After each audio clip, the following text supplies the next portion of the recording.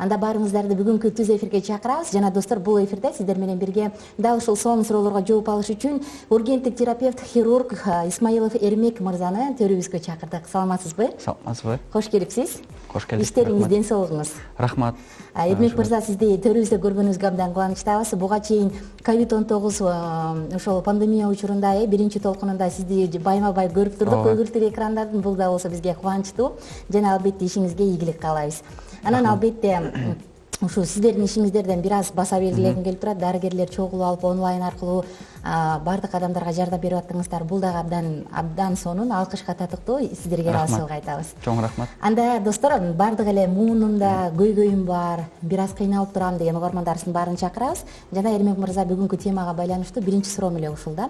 Полиартрит деген негизи эмне деген оору? Муун оорулары жөнүндө айтып берсеңиз. Бул карылардын оорусу деп айтышат, бирок бул туура эмес. Себеби акыркы учурда баягы мындай дүйнө глобалдашып баштагандыктан, анан баягы жаштар баягы көп оорулар менен, өнөкөт оорулар менен ооругандыктан, жаштардагы бул оору менен ооругандар көп болуп атат. Абдан көп болуп атат. Анан артрит деп эмне деген бул муундардын сезгениши, а полиартрит деген бул 2-3төн ашуу муундардын сезгениши болот. Андан дагы башка моноартрит деген бар. Бул бир муундун оорушу, андан соң олигартрит деген бар. Бул деле эки муундун оорушунун айтылып келет. А бирок жалпысынан артрит деген негизги баягы мууну артрит болгондо булар окшош эле оорулар, Бир муун ооруйбу, 3 муун ооруйбу, көп муун ооруйбу. Жакшы, чоң рахмат. Ушул полиартрит жөнүндө кененирээк маалымат айтып берсеңиз. Полиартриттин себептери эмнеде? Аны неден улам келип чыгат? Көбүнчө азыр жогоруда да сиз айта кетпедиңизби? Көбүнчө карылардын оорусу дейт, бирок жаштар да ооруп жатат депчи. Анда эмне себептен? Чындыгында полиартрит менин билишимче бул карылардын оорусу болушу керек да. Анткени көп жылдарда баягы муундардагы суусундук, хрящ деп коет эмеспизби? Кемирчек желе баштайт, адамдарда оорулар пайда болот, сезгени көбөйөт, ар кандай инфекциялар көбөйөт. Ошондон чын эле улгайган муунда бул көп кездешим. Чоң апа, чоң аталарыбыздан билебиз. Азыркы күндө болсо, керек болсо балдарда дагы кездешип атат. Эмне себептен? Бул жерде себептер абдан көп. Бир гана себептен деп айтуу кыйын. Бул эмнеден пайда болуп чыкканын айтып кетсем, бул көбүнчө жашоо шартыбыздын өзгөргөнү. Мисалы, азыркы учурда жаштар арасында абдан көп баягы ашыкча, кандай десем, килограмм көп болгондуктан, семирүү көп болгондуктан, бул оорулар баягы биздин муунубузга көп күч келтирген үчүн ошол оорулар келип чыгып атат. Андан соң жугуштуу оорулар абдан көп жаштар арасында. Мисалы үчүн баягы санитардык нормаларды сактабаганыбыз үчүн жугуштуу оорулар көп келгендиктен, ошол жугуштуу оорулардын өрчүп кеткенден кийинки натыйжа бул ошол муундардын оорушуна дагы алып келип атат. Андан соң аз кыймылдуулук. Жаштарыбыз азыркы учурда спорт менен алектенгендер абдан аз. Ошондуктан бул баягы аз кыймылдаганын себебинен баягы муундагы суюктук, синовиальная жидкость деп коет орусча, ошол аз иштеп чыккандыктан ушул муун ооруларына алып келет.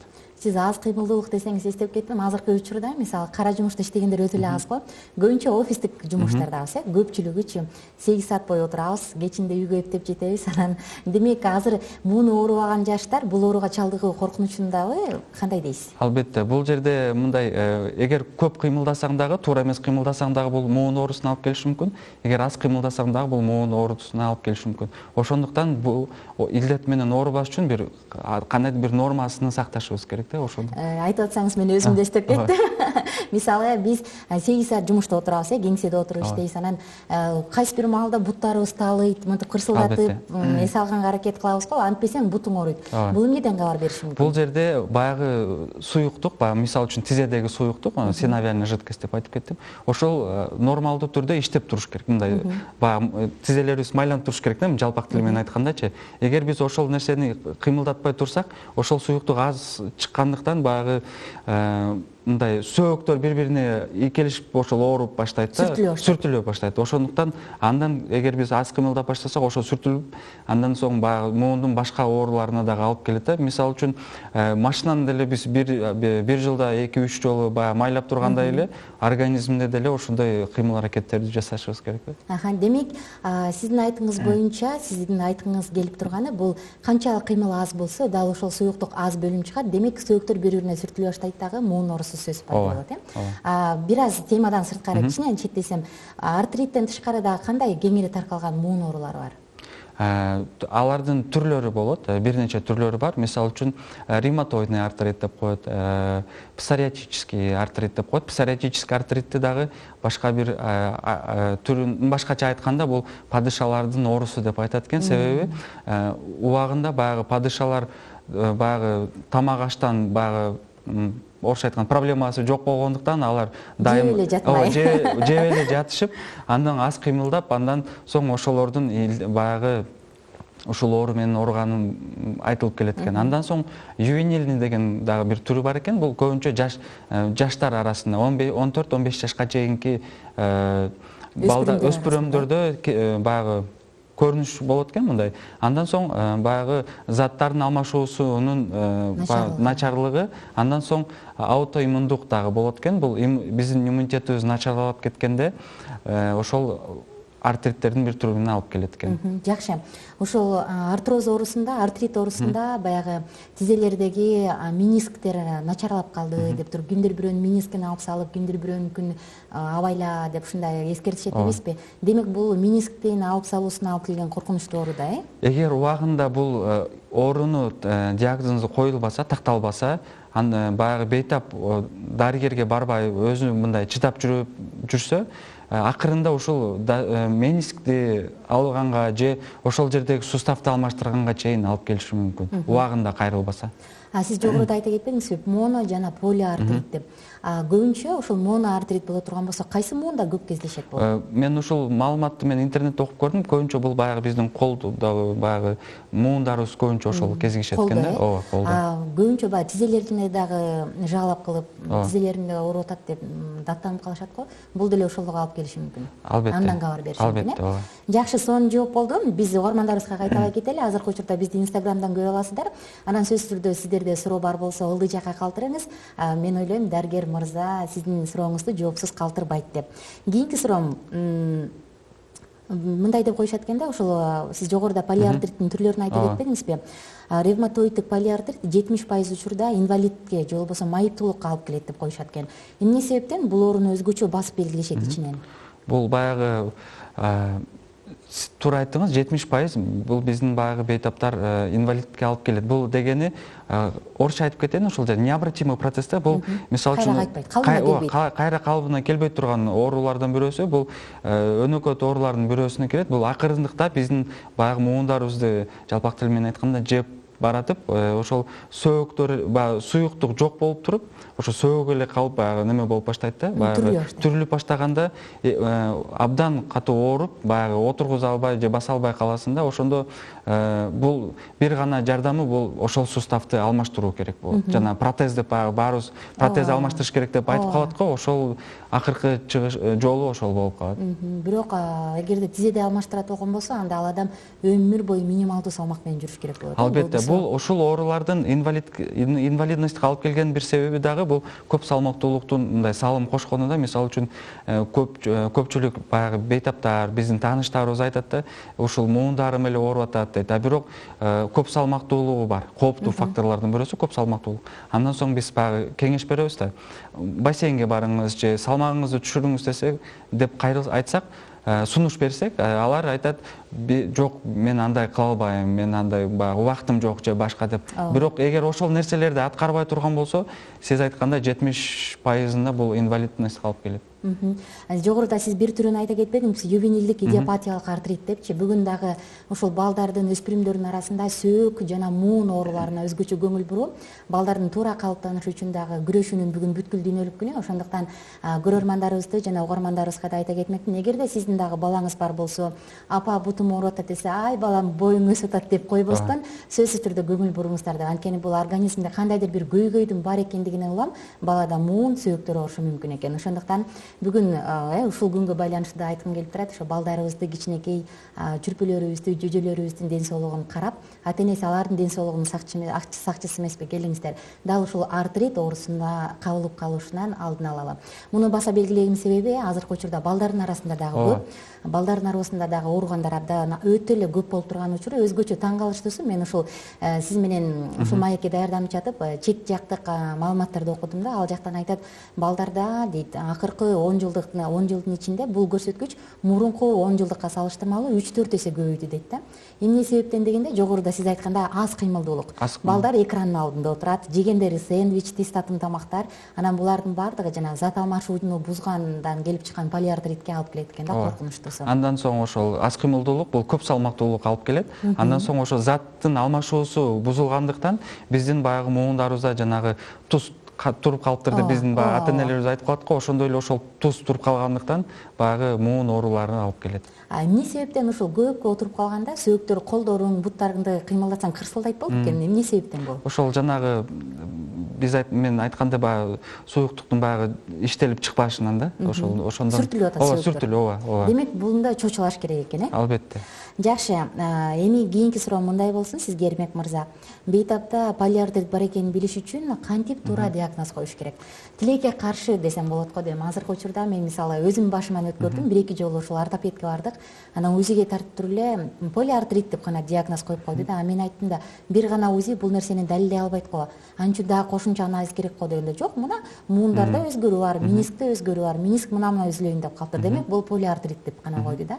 Анан мен бир аз дарыгерлер менен иштешкен соң баягы кайсы түрү анда эмненин негизинде айтып атасыз десем, врач, доктор кичине таң калды да. Анысы кандай, ушул полиартрит экенин даана туура диагноз коюш үчүн кандай процедураларды өтүш керек, кандай анализдерди тапшырыш керек? Бул жерде диагнозду полиартрит деп коюу абдан татаал. Себеби себептерин мен жана сиздерге айтып кеткендей ар түрдүү болушу мүмкүн. Бул баягы наследственный факторлордон дагы бирөөсү болушу мүмкүн. Бирок кандайдыр бир көрсөткүчтөр менен ошол полиартрит диагнозун койсо болот. Мисалы үчүн бул баштапкы кандын жалпы анализин алыш керек. Эгер ошо полиартритке белгилер болгон болсо, мисалы үчүн оорулар. Көбүнчө эгерде инфекция бар болсо, соя көбөйүп болот. Ошо сезгени бар болсо. Соя көбөйүп кетиши мүмкүн. Андан соң заараны тапшырса, ал жерде жанагы туздун соли кристаллов болуп калышы мүмкүн. Андан соң дагы атайын анализдер бар, ревматоидный фактор деген анализдер бар. Ал жерде жана С реактивный белок. Андан соң эгер жугуштуу ооруларды болсо бейтапта, бул жерде жанагы стрептокок деген болушу, бета-гемолитический стрептокок деген анализ бар. Эгер ушул жерден көрсөткүчтөр бар болсо, ошол полиартрит деп койсок болот. Дагы кошумча дагы анализдер бар. Булар инструменталдык изилдөөлөр. Бул УЗИ, ошол мисалы үчүн тизени көрүү, суюктук барбы жокпу ошону көрөт. Андан соң эгер эч нерседен таба албай кыйналып аткан болсоң, бул МРТ өтүш керек болот, ошол ооруган жердечи. Эң башкысы ошол маалыматтарды чогулуп жатканда бейтаптын баягы орусча айтканда анамнез толук түрдө качан ооруп баштады, эмнеден ооруп баштады, үй бүлөсүндө ооругандар барбы, эгер бар болсо кандай оорулар менен ооруду, ошол жалпы маалыматты алгандан кийин гана ошол полиартрит деп диагнозду койсо болот. Сиз айткандай бир гана УЗИ менен коюу бул менимче эгер андай коюшу мүмкүн, эгер бул дарыгер абдан тажрыйбалуу болуп, бир эле мындай баягы бир көргөндө эле айтып коюшу мүмкүн. Бирок мындай жаңы баштап жаткан дарыгер антип диагноз коюу абдан татаал деп айтам. Негизи эле ойлойм да, эми бул полиартрит, бул айыкпас дарт да, менин билишимче. Кайра калыбына келбейт. Тагыраак айтканда, аны курчутуп жибербеш үчүн гана болгон аракетибизди көрө алабыз, бирок ал айыкпайт. Мындай оору болгон соң туура диагноз абдан зарыл го деп. Жакшы, ушул жерден дагы бир суроом бар сизге. Жогоруда айта кетпедиңизби, инфекциядан улам келип чыгат депчи. Мисалы чет өлкөлөрдө азыр жугуштуу оорулар ооруканаларын жапса, биз бул ооруну жеңдик деп. Бизде азыркы күнгө чейин оорулар абдан көп ал жакта. Анда кандай инфекциялар ушул полиартритке алып келиши ыктымал? Мен ушул бир кече күнү бир ошол передачаны көрүп окудум. Бул биз баягы жугуштуу урологиялык жугуштуу оорулардан дагы алып келиши мүмкүн экен. Мисалы үчүн бул хламидия оорусу эркектер менен же аялдардын көбүнчө болот экен го. Ошол оорулар дагы биз мисалы үчүн ойлойбуз да, баягы ушул хламидияны таптыр, бул урологический оору турбайбы деп баягы муундарыбыз ооруса маани бербей коебуз. А бирок ошол убагында дарылабай маани бербесе, ошол полиартрит ооруларына дагы алып келет экен. Жакшы. Бизде суроолор бар, угармандарыбыздан келип аткан. Карап алалык, көрөрмандардан келген. Андан соң уланталык. Полиартрит менен оорубаш үчүн эмне кылыш керек дейт Айдиана көрөрманыбыз жазыптыр. жакшы суроо экен. Бул полиартрит менен оорубаш үчүн биринчи иретте баягы туура тамактанышыбыз керек. Майлуу, ачуу тамактарды аз жеп, андан соң туздуу тамактарды азайтышыбыз керек. Биздин азайтканда, мисалы, биз күнүмдүк өлчөмүбүз бар да, канчалык азайтыш керек? Канчалык минимал? Ачуу тамак менен баягы ачуу тамакты, мисалы үчүн майлуу тамакты мындай мүмкүнчүлүк болсо жебей эле койсок деле жакшы болот. Туздуу мен азыр так маалымат айта албайт экенмин, бирок баягы бир кашыктан деле аз болуш керек. Мындай граммын мен айта албай атам да, бирок ошол бир кашыктан азыраак болуш керек. Биздин мамлекет бул тузду көп колдонгон мамлекеттердин арасына кошулат да. Анан кыймылдуу жашоо, жогоруда дагы бир ошол маалыматты айтып кетейин. Көбүрөөк кыймылдашыбыз керек. Окумуштуулардын айтуусу боюнча биз отуруп кыймылдабаган адамдан, баягы кыймылдаган адам азыраак ошол сустав иммун оорулары менен ооруйт экен да. Кыймылдуу болгондочу, мисалы 8 саат азыр көбүнчө офисте отургандар бар, кеңседе, ал эмес 12 саатта отургандар бар. Алар үчүн канчалык деңгээлде кыймыл бул кыймыл болуп саналат? Кыймыл дегенде мен ушул жөнүндө лекцияларды окуп жүрөм, баягы офисте иштегендергечи. Жок дегенде бир күндө 15 мүнөттөн 3 маал ошол кыймылдап туруш керек. Мындай көнүгүүлөрдү жасап туруш керек. Жакшы. Кийинки сурообуз бар бизде, көрөрманыбыздан келген. Мындай дейт: варикоздон кантип айыксам болот деп Аймерим жөнөткөн. Варикоздун дагы түрлөрү болот. Мисалы үчүн жеңил түрү, орто түрү, оор түрү болот. Андан соң ошол варикоздун баягы ошо кан тамырлар канчалык кеңейгенин көрүш керек. Бул биринчи иретте УЗИ өтүш керек ошо кан тамырларын. Андан соң ошол белгилерге байланыштуу дарыласа болот. Мисалы үчүн эгер жеңил түрү, баштапкы түрү болсо, аны баягы атайын дарылар бар, андан соң баягы чулки деп коет, ошолорду кийип, андан соң айыгып кетсе болот. Эгер оор түрү болсо, аны операцияга гана жол менен дарылаш керек. Эгерде өтө эле катуу күчөп кетсе. Жакшы. Тонуста дайыма болуш үчүн эмне кылыш керек деп Бакыт аттуу угарманыбыз жөнөткөн. Эң жакшы жолу бул көнүгүүлөрдү жасоо. Мисалы үчүн күнүнө канча мүнөт мүмкүн анда кетерсиз? Бул мен ушул маалыматты мындай тагыраак айтканда, Дүйнөлүк саламаттык уюму баягы айткандай, тонуста жүрүш үчүн бир жумада кеминде 375 мүнөт, калп айтпасам, ошол көнүгүүлөрдү жасап туруш керек экен. Ошол 375 мүнөттү ошондо 1 саатта 60 мүнөт болсо, 375 бул демек 4 сааттан ашык экен. 4 саатты ошону бир жумага бөлүп коюш керек. Мисалы үчүн ошол бир жумада 40 мүнөткө бөлүнүп калат. Мындай бир күндө бир жумада 3 маал болсо, ошол бөлүп койсок болот да. Ошол учурда атайын көнүгүүлөр жасап, чуркап, бассейнге деле, бул сөзсүз түрдө бир эле кыймыл эмес, баягы ар бир адамдын өзгө сүйүктүү бир көнүгүүлөр болот да. Бирөө чуркаганды жакшы көрөт, бирөө бассейнге барганды жакшы көрөт. Ошого салыштырып эле баягы жасаса болот. Негизи ушул кыймыл жөнүндө мен уктум эле да. Адам качан баягы тер дегенде анда энергия күйгүзүлө баштайт, ошол кыймыл болуп саналат депчи. Бул баягы жеңил гана көнүгүү жасап же жеңил гана отуруп туруп эмес, ошол сыяктуу. Орустар айтмакчы, движение это жизнь дегенде эле ошо сөзсүз түрдө кыймылдап турушубуз керек. Полиартритти алдын алуу жөн гана дене тарбияга байланышпы деп Милан аттуу угарманыбыздан келген. Бул ошол дене тарбия жана кошумча дагы факторлор бар. Мен айтып кеттим, туура тамактануу, тузду азайтуу, майлуу ачуу тамактарды азайтуу жана салмак, көп салмактуулукту азайтыш керек болот да. Ушул жерден сизге кошумчалагым келип турат, жана жогоруда инфекциялык жугуштуу оорулар деп айтыңызбы? Мен ойлойм да, эгерде кандайдыр бир симптом бар болсо, анда дароо айыккан жакшы. Болбосо бул канчалык деңгээлде баягы сергек жашоо образын сактаганга аракет кылбай, эгерде инфекция бар болсо, дал ушул муун оорусуна алып келиши. Ушул жерде сизге да мен айтып кетсем, баягы полиартриттердин дагы мындай өткүр формасы болот, анын өнөкөт оорусу болот да. Өткүр формасыны дарыласа болот. Острый деп коебуз. Острый деп коебуз орусча. Өнөкөт оорунда болсо, ошол жанагы мен айткандай инвалидностька дагы алып келиши ыктымал. Кийинки дагы сурообуз бар. Улгайган апамды полиартритин кантип жоготсок болот дейт. Жана сиз айтып кетпедиңизби, полиартритти дарылоонун толук жолу жок. Бул бир гана ошол ооруну бир аз азайтса болот. Эгер мисалы үчүн көп салмактуулук болсо, ошол азайтканга аракет жасаш керек. Себеби биздин ата-энелерибиздин көбү баягы көп салмактуулук менен жабыркашат. Ошондуктан биринчи жолу бул ошол көп салмактуулукту азайтыш керек, көнүгүү жасаш керек. Мисалы үчүн көбү барда муундарым ооруйт дейт дагы, анан кыймылдабашым керек дейт. Бул туура эмес көрүнүш. Сөзсүз түрдө кыймылдаш керек. Кыймылдаганда гана биз ошол ооруну балким мындай жеңилирээк түрүнө өткөрүп салышыбыз мүмкүн. Жакшы. Анан апаларда дагы суроо бар бизде. Жаштар полиартрит эмне үчүн пайда болот? Жаштарда болсо керек. Полиартрит эмне үчүн пайда болот? Бул жерде 2-3 фактор бар. Биринчиси бул наследственность деп коет. Балким сиздин ата-энеңиздин бирөөсү ошол муун оорусу менен ооруган. Экинчиси бул аз кыймылдуулук. Жаштарыбыз азыркы учурда абдан аз кыймылдашат. Мен өзүм эле практикамда байкап жүрөм. Үчүнчүсү бул туура эмес тамактануу. Туз боюнча айтып кеттик. Төртүнчүсү бул ошол көнүгүүлөр боюнча витаминдин жетишсиздиги, андан соң көп салмактуулук. Биз сиз айтып кеттиңиз го, баягы фастфудтарды көп жейбиз. Ошонун айынан ошол полиартриттер келип жатат. Рахмат, жакшы жооп болду. Бизде дагы кийинки суроо бар. Менин орусча жазыптыр. У меня болят колени. Может ли это быть полиартритом деп Алтынат угарманыбыздан келиптир, көрөрманыбыздан. Орусча жооп берейинби же кыргызча? Кыргызча деле айтып берсеңиз болот кадейм. Бул жерде эгер тизеңиз ооруса эле дароо эле полиартрит деп айтуу абдан кыйын. Себеби ушул жерден айткым келип турат да, ооруганда да кандай ооруп атат?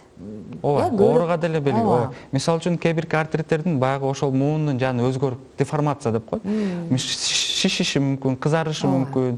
Андан соң мындай кыймылдаганда оорушу мүмкүн, жөн жатканда оорушу мүмкүн да.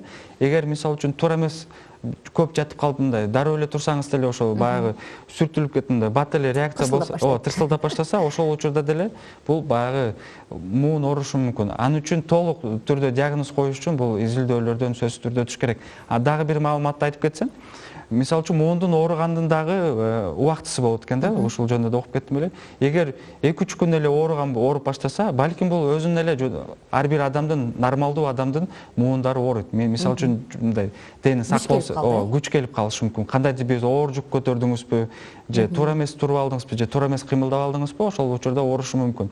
Эгер сиздин тизеңиз 6 ай бою, 1 жыл бою ооруса, анда бул ошол полиартритке мындай неме кылса болот да. Көбүрөөк ошол болушу мүмкүн, э? Кийинки дагы суроолорубуз бар. Мындай дейт: салмактан кантип арылса болот деп кийинки угарманыбыздан келиптир. Бул жерде суроо мындай бир жөнөкөй суроо болгонуна карабастан, бул абдан чоң суроо да. Себеби мындай көп салмактуулукту азайтыш үчүн бир гана көнүгүү менен эмес, бул баягы тамактануу, жашоо образынан, витаминдерди, мисалы үчүн витамин жетишпесе деле бул көп салмактуулукка алып келиши мүмкүн экен. Себеби организмде баягы зат алмашуусунун ылдам болгондугунан. Жакшы. Демек, сиз ушул салмактан кантип арылсам болот дегенге эмне деп кеңеш бересиз? Биринчи иретте ошол тамактанууңузду карап чыгышыңыз керек. Эгер туура эмес тамактанып аткан болсоңуз, сөзсүз түрдө ошону карап, баягы рациондорду исключать этишиңиз керек. Экинчиси көнүгүү, сөзсүз түрдө. Бир жумада жана сизге айтып кеткендей эле 4 саатка жакын кыймылдаш керек. Уйкуну жакшыртыш керек. Уйкунун начарлыгы дагы көп салмактуулукка алып келет экен. Ошондуктан ушул 3-4 факторду эске алып туруп, тамактануу. Тамактануу дагы кошуп койсо болот, бул жакка. Ооба. Баягы азыраак жесең арыктайсың деп тамашалап коюшат го. Апамдын көптөн бери тизеси ооруп жүрөт, витамин көбүн ичти, физиолечение да алып жүрөт, толугу менен айыктырса болобу деп Перизат аттуу угарманыбыздан келген. Ошо физиолечение дагы абдан жакшы жардам берет. Бирок бул жерде дагы бул өткүр формасыбы, өнөкөт формасы дагы байкап коюш керек. Себеби өткүр формасында сое чоң болсо, физиолечение көрсөтүлбөйт экен. Себеби мен физиотерапевттер менен сүйлөшкөндө муунум ооруп келди дегенде соесин текшерсе, ошол бийик болгондуктан биз азыркы учурда аны жасай албайбыз дейт. Сиз менен айтып кеткендей эле, буну такыр жок кыла албайбыз. Бул бир гана ооруну басканга жардам берсек болот. Көчөп кетпеш үчүн гана жардам берип турат. Эми кийинки сурообузга кезек берсек, кандай коркунуч факторлору бар ушул полиартритте? Жогоруда мен айтпадымбы, мисалы муга чейин улуу муундар ооруп келгендерчи, ушул жөнүндө айтып берсеңиз. Кандай негизи эле адамда кандай коркунуч факторлор бар да ушул ооруга чалдыгып калуудан? Аз кыймылдуулукту айттык, туура эмес тамактануу, туздуу айтып өттүк, кыймылсыз жашоону айттык. Андан тышкары ушул возрастной деп коет эмеспизби, жаштын улгайышы менен, жаштын өйдөлөшү менен эмне себептен мындай коркунуч бар? Анан адам баягы 50-60ка чыккандан кийин сөзсүз полиартрит болот деген туура эмес да, болуп калбаш үчүн эмне кылыш керек? Бул жерде биздин менталитетибизге да байланыштуу. Мисалы үчүн мен өзүм байкап келем жеке тажрыйбамда 50 жаштан кийин биздин ата-энелерибиз мен карып калдым, улгайып калдым, чоң ата чоң эне болуп калдым. Болду, мен ушу олтуруп эле баягы келиним чай алып келиш керек же балам чай алып келиш керек деп биз өзүбүздү аз кыймылдуулукка алып келет экенбиз да. А мисалы үчүн Түштүк Корея болобу же Японияларды карасаңыз 70-80ге кирсе дагы аркасына рюкзакты кийип алып эле басып жүрүшөт да. Ошондуктан биз өзүбүз гана бул себепти пайда кылабыз, аз кыймылдап. То есть мен эмне деп кетмекчимин, 50 жаштан кийин олтуруп албай, ата-энелер бизди эгер көрүп кеткен болсо, барып чайды өзү, эгер колу буту иштеп аткан болсо, өзүбүз эле барып эле ошол жумшап койбой, келин жумшап. Себеби сиз эгер олтуруп алып ошол нерсени күтсөңүз, бул албетте бул баягы сизге сый урмат көрсөтүп жаткан, бирок сиз ошол өзүңүздүн муундарыңызды тезирээк иштен чыгышына алып келесиз да. Ошондуктан кыймылдаганга аракет кылышыңыз керек. Дагы бир жеке тажрыйбамдагы нерсени айтып кетсем, мен иштеп жаткан бейтапканага 101ге кирген биздин аксакалыбыз келди. Ал буту дагы оорубайт, колу да эч муундары оорубайт, эмне жасайт? Ал барып өзү тамагын алып келет, өзү чай куят, өзү демдейт, өзү барып сакалын алат. Бул дегени ошол бүт муундары кыймылдап жаткан. Ошондуктан менимче бул аксакалыбыз 101ге толду да. Бул дагы аксакал коронавирус илдети менен ооруп дагы жакшы болуп кетти. Жеңди ооруну. Жеңип мындай жеңил түрүндө өткөрдү. Ошондуктан канчалык көп кыймылдасаңыз, ошончолук сиздин жашооңуз узарат. Жакшы, сонун жооп болду. Полиартриттин профилактикасы, мен ойлойм, сиз жооп бердиңиз деп. Эми дарыланууга келсек, эң эле ушул баягы колючий вопрос деп коет да, дарылануу кандай болушу керек, эмнени камтышы керек жана ал толугу менен айыгабы? Дарылануунун бул жолдору албетте бул формасына байланыштуу болот. Мисалы үчүн, эгер өткүр формасы болсо, көбүнчө биздин дарыгерлер, ревматологдор баягы орусча айтканда противовоспалительный дарыларды жасайт. Бул оору, мисалы үчүн баары эле билсе керек, баягы диклофенак, мидокалм деген оорулар. Ошол ооруну басымдаш үчүн. Бирок бул баарыбыз билишибиз керек, бейтаптарындагы түшүнүгү бар да, эгер ушул уколду алсам бүттү, мен башка оорубайм дейт да. Жок, бул оору ошол учурдагы ооруну басып туруш үчүн гана. Андан соң сиз өзүңүз үйгө чыккандан кийин баягы жашоо образыңызды алмаштырып ошол ооруну алып келбегенге аракет кылышыңыз керек. Эгер сиз ошол уколдорду алып эле болду, мен оорубайм десеңиз, бул чоң жаңылыштык. Андан соң бул противовоспалительный деп айтып кеттик. Экинчиси бул физиотерапия. Сөзсүз түрдө эгер өнөкөт оору болсо, баягы соенин көшөткүчү ылдый болсо, ошондо физиотерапия алса болот. Бул дагы ооруну мындай жеңилдетүү формасын, жеңил түрүнө алып келет. Үчүнчүсү бул айтып кеттик, көнүгүүлөр. Андан соң диета. Мисалы үчүн, подагра деген оору, подагрический артрит деп айтып бир түрү болот го. Ошондо мисалы үчүн туздун көп баягы муундарга туздун көп топтолуп калышына алып келет. Эгер тузду азайта турган болсок, ошол оору бир аз жеңилдейт. Мен баягы адашып кетипмин, псориатический деп падышалардын оорусу жок, бул подагра боюнча болчу да. Ошо баягы көп тамактанып, баягы туздуу тамактангандыктан ушул оору алып келет. Ооба, кыймылдаган. Жакшы, демек, жогоруда сиз айта кетпедиңизби, бир мурунуракчы түрлөрүн айта кетпедиңизби? Анан негизи эле оору башталганда симптоматикалык түрдө дарылоо бул дайыма эле туура эмес деп ойлойм да, менин жеке көз карашым. Анын тамырын билиши керек депчи, эмне себептен экенин. Дал ушул полиартритти дарылоодо же жок дегенде күчөп кетпеш үчүн дарылоодо анын кайсы түрү экенин жана эмнеден улам келип чыкканын кантип билсе болот? Бул жерде мисалы мен ооруп барсам, анан мага жөн гана полиартрит деп койсо, мен ал жоопко нанбайм да, мындай мени канааттандырбайт. Мен билгим келет, эмнеден улам менде бул артрит пайда болгонунчу. Ушул жөнүндө айтып берсеңиз. Туура болду. Бул мен айтып кеткендей эле анамнез, бейтаптын толук өмүр баянын сураш керек. Мисалы үчүн, эгер жаштар болгон болсо, баягы жыныстык катнаш болдубу, болгон эмеспи? Мисалы үчүн ошол ооба баягы кандай нормалдуу эмеспи? Эгер ооба ошондой болду десе, мисалы үчүн баягы жугуштуу оорулардын анализдерин тапшырыш керек, инфекцияларгачы. Балким ошо хламидия чыгып калышы мүмкүн. Ошондо дагы андан тышкары дагы кайсы инфекциялар ушул ооруга алып келиши мүмкүн? Стрептокок алып келиши мүмкүн, бета-гемолитический стрептокок деген. Дагы бир айтып кетишим керек, мисалы үчүн баягы ангина, ошолордун баягы ооруп, алар күчөп ооруп жатканда, последствиясы ушул муун ооруларына алып келиши мүмкүн да. Бул Ошондуктан сиздин жоогуңуз айтып кетет элем, сөзсүз түрдө баягы өмүр баян толук сурап туруп, анан эмне кызматта иштейт, ошолордун баарын алып туруп, андан соң баягы целенаправленно бир анализди тапшырып, андан ошол диагноз туура чыкса, андан кийин коюш керек болот да. Жакшы. Бизде дагы угарманыбыздан келген суроо бар. Кышкысын жана күзгүсүн гана тизем ооруйт, отурсам тура албай, турсам отура албай, керек болсо басып баратканда приступ болуп токтоп калат. Эмне кылсам болот? Чоң рахмат, алдын ала деп жөнөткөн кийин. Ооба, бул муун оорулардын биз айтып мындай унутуп калыппыз, айтыш боюнча көбүнчө баягы сезондук ооруларга да кошулуп кетет да, себеби суук келгенде же аба ырайы өзгөргөндө муундар ооруп баштайт. Биздин ата энелерибиз дагы айтат го, кечинде жатканда муунум ооруп атат, жардам укол жасап койчу деген, бул демек эртең аба ырайы бузулуп кетиши мүмкүн деген дагы айтуулар болот да. Андан соң бул ошол сезондук ооруда күчөп кетпеш үчүн алдын ала иммунитетибизди чыңдашыбыз керек.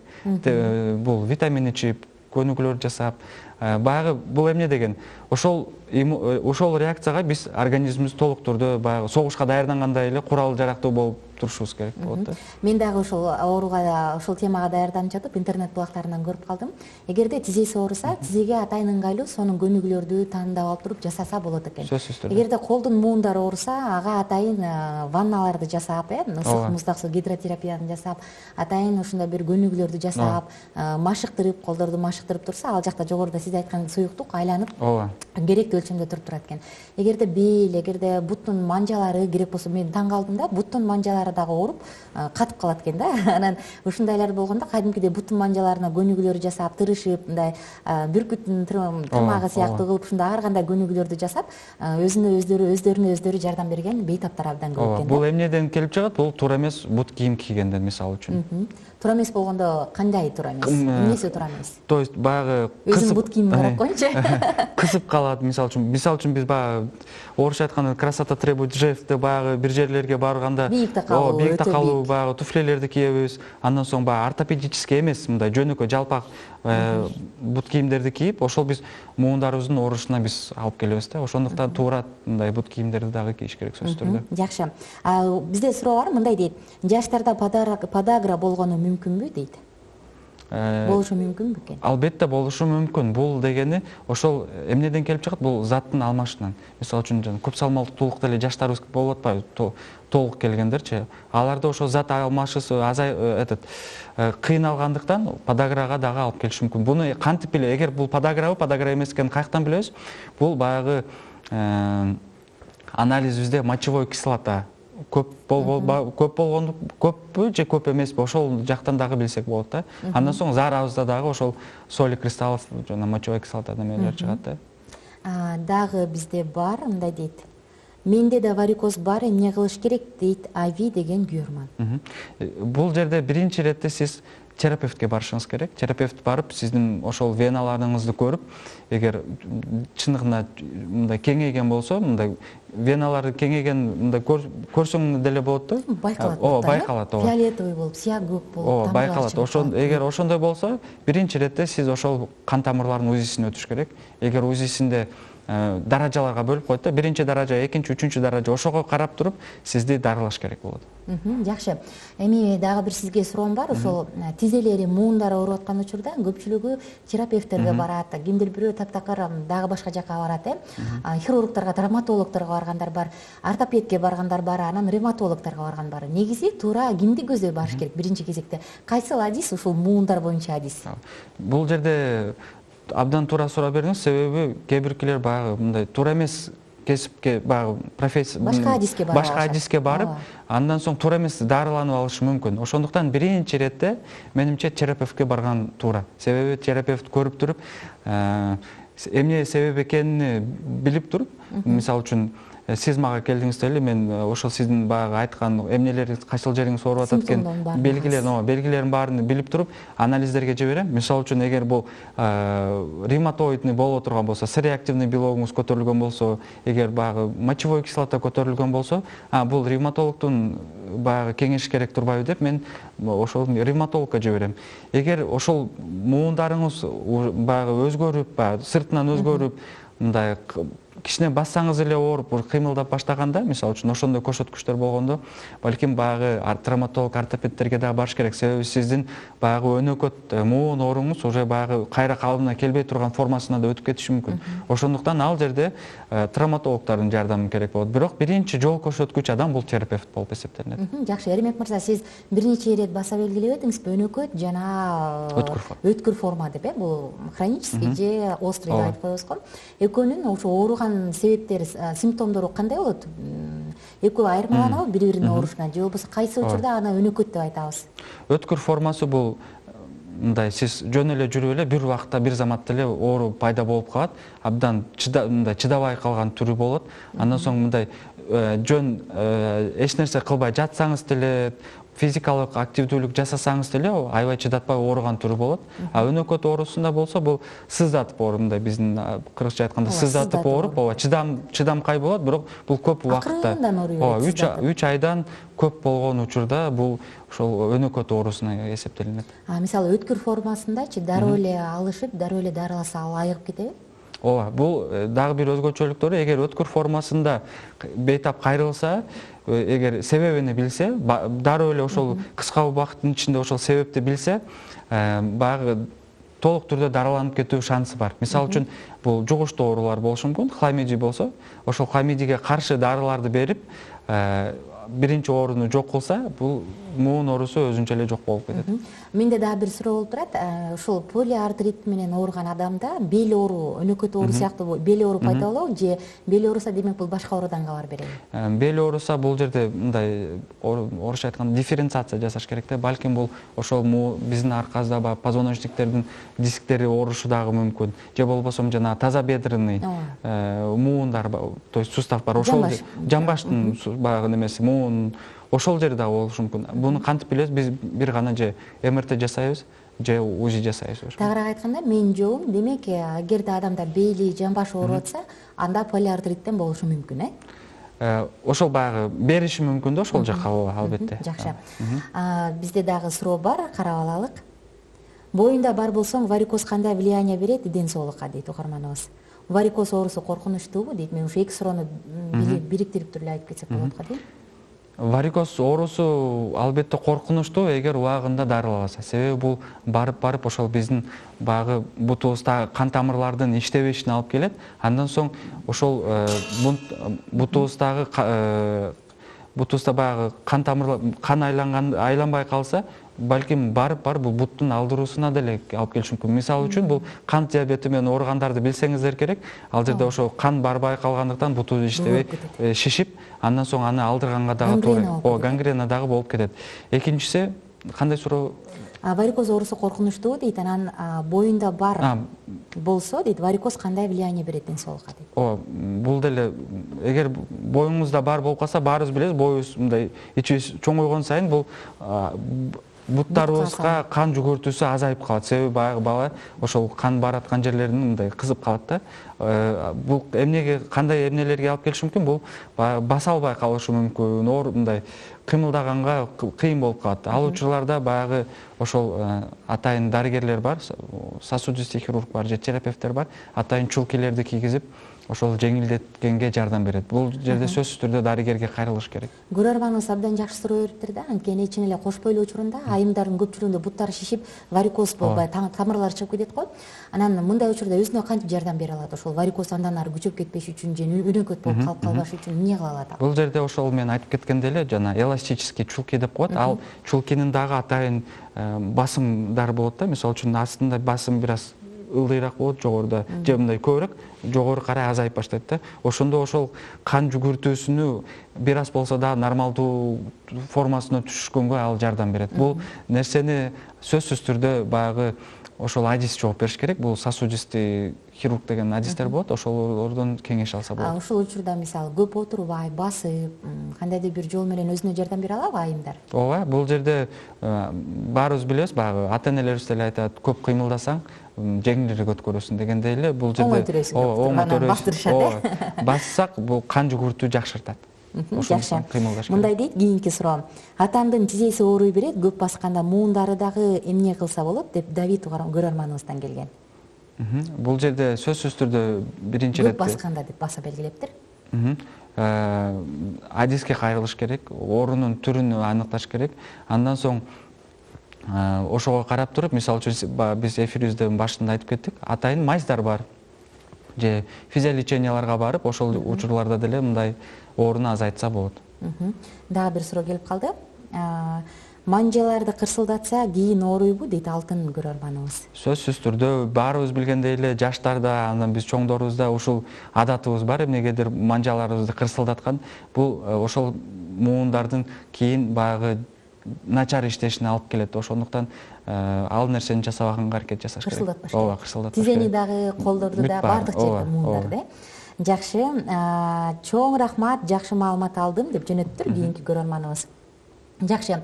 Бүгүн дагы бир жолу эске салалы, кичинекей балдардын жана өспүрүмдөрдүн муун, сөөк ооруларына өзгөчө көңүл буруу күнү. Ошондуктан балдар биздин келечегибиз деп айтып коет эмеспизби? Ошондуктан балдардын сөөктөрү, буттарында, кандайдыр бир муундарында көйгөй бар болсо, сөзсүз көңүл бурсак жакшы болмок. Анткени бүгүн эгер бала ооруп калса, анын келечеги кандай болот? Бул элестетүү коркунучтураак. Жакында бир инемди ооруканага алып барсам, мага айтат, азыр эчтеке эмес дейт.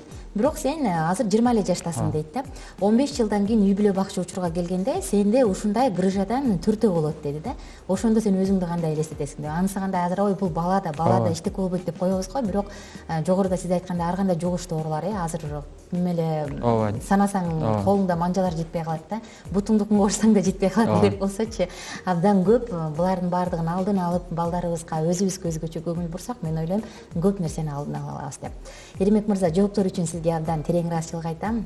Ишиңиздин ушундай жоопкерчиликтүү ишиңизге мамиле кылып, мыкты келечектеги биздин Кыргызстанда бир чоң ийгиликтерди багындыра турган дарыгерсиз деп абдан үмүттөнөм сизге. Ушун менен сиз менен бир эле эмес, бир нече жолу көрүшүп атабыз, сиз менен таанышканыма кубанычтамын. Аны ойлоп атам, мүмкүн көрөрмандарыбызга бир каалоо тилек айта кетерсиз деп. Көргөнүңүздөр үчүн, чакырганыңыздар үчүн чоң рахмат сиздерге. Ошол мен бир тилегим бар эле, биздин кыргыз элибиздин жарандары азыраак ооруса депчи. Азыраак ооруш үчүн биз эмне кылышыбыз керек? Көбүрөөк кыймылдап, туура тамактанышыбыз керек. Ошондуктан өзүңүздөргө караңыздар, оорубаңыздар, саламатта болуңуздар. Достор, жалпыңыздар менен коштошобуз. Кийинки чыгарылышта дагы буюрса, ар бирибизге керектүү болгон сонун маалыматтарды берүүгө даярбыз. Эгерде сизде керектүү бир сунуштар бар болсо, кайсы бир темага жооп алгыңыз келсе, анда сөзсүз түрдө бизге комментарий кылып калтырыңыз. Азырынча баарыңыздар менен коштошобуз. Сак саламатта туруңуздар. Саламатта калыңыздар.